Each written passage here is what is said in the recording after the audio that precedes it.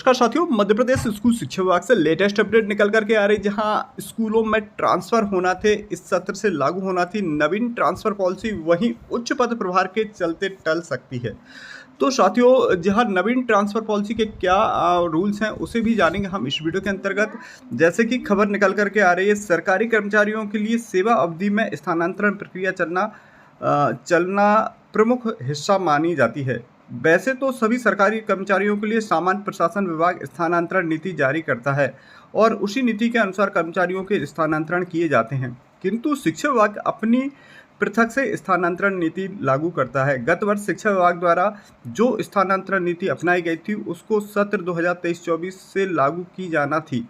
नीति के अनुसार यह प्रक्रिया 15 मई से पूरी हो जाना थी, किंतु विभाग द्वारा 23-24 की इस नीति को लागू ही नहीं किया गया। इससे शिक्षा विभाग के सैकड़ों कर्मचारी जो स्थानांतरण के चलते वह संशय में हैं, क्योंकि नीति अनुसार विभागीय कर्मचारियों के स्थानांतरण के लिए 2.5 महीने का वक्त लगेगा। ऐसे में यदि उस वक्त स्थानांतरण नीति विलंब से लागू की गई तो शिक्षा का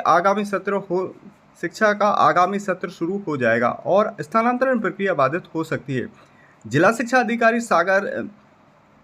समर सिंह राठौर का कहना है कि स्थानांतरण प्रक्रिया के लिए राज्य स्तर से अभी कोई दिशा निर्देश नहीं मिले हैं। हालांकि स्थानांतरण की समस्त प्रक्रिया ऑनलाइन होगी और इसके निर्देश पोर्टल पर चालू राज्य स्तर से होगा। अभी शिक्षकों को उच्च पद के प्रभार की प्रक्रिया चल रही है, इसके चलते कर्मचारियों को अपनी संस्था से हटना पड़ेगा। इसके कई विद्यालयों में पद पूर्ति या रिक्त हो सकते हैं, इस वजह से स्थानांतरण नीति लागू नहीं की गई है। संभवतः 10 मई तक उच्च पद प्रभार की प्रक्रिया पूरी होने के बाद स्थानांतरण नीति लागू हो सकती है।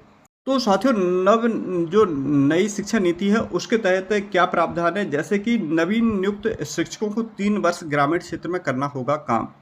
गत वर्ष में जारी की गई सत्र 2023-24 से लागू पॉलिसी के अनुसार 31 मार्च से 15 मई तक ऑनलाइन स्थानांतरण होना थे।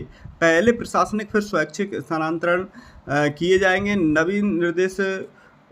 नवीन शिक्षकों को 3 वर्ष ग्रामीण क्षेत्रों के विद्यालय में कार्य करना होगा, वहीं 10 वर्ष से शहरी शालाओं में कार्यरत शिक्षकों को ग्रामीण क्षेत्रों की शिक्षक कमी वाले विद्यालयों में भेजा जाएगा।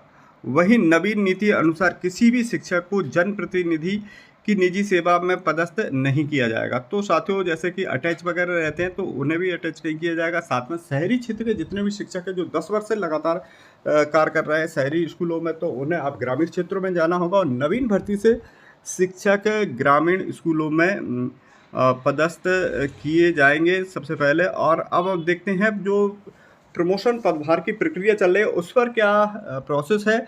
इस प्रक्रिया में किसी भी कर्मचारी के वेतन में नहीं आएगा कोई अंतर।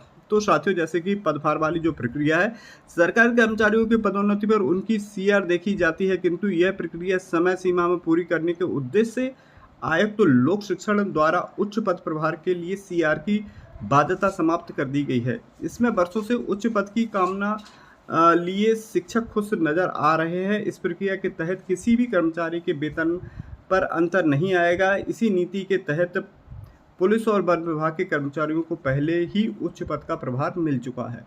वही देखते हैं प्रमोशन के अलावा जो ट्रांसफर में है कितने ट्रांसफर हो सकते हैं। तो शिक्षा विभाग में जिला अंतर्गत 6000 कर्मचारी हैं, यह शिवपुरी की बात बता रहे हैं हम। 6000 कर्मचारी हैं। वहीं भले ही गत वर्ष में बम्पर सवाई स्थानांतरण हुए, किंतु इस बार यदि स्थानांतरण पॉलिसी लागू हुई तो अनुमान है कि 1000 के लगभग कर्मचारी स्थानांतरण ले सकते हैं। नवीन पॉलिसी में कई कर्मचारी प्रशासनिक स्थानांतरण के दायरे में भी आ सकते हैं। विभाग यदि उच्च पद प्रभार की कार्रवाई करता है तो कई कर्मचारियों को अपनी संस्था से हटना पड़ेगा।